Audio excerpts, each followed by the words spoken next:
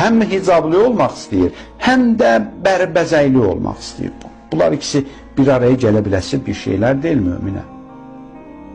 İnsan hicablı olacaq. Hicab yəni örtünmə. Hicab yəni nəzərləri özünə cəlb etməmə. Yox, əgər sən görürsən ki, sənin nəfsin sənə imkan vermir, elə istəyirsən, eləsən, bəzənəsən, düzənəsən, bütün nəzərləri, naməhrəmlərin nəzərlərini özünə cəlb eləyəsən, gündə cürbəcür roliklər, video roliklər çəkib paylaşırsan, şəkillər və hər cürə paylaşırsan, bu həvəsləsən, o zaman hicabı da gəlib öz həvəslərinə alət eləməyəcək. Hicab müqəddəsdir. Hicab Quran ayəsidir.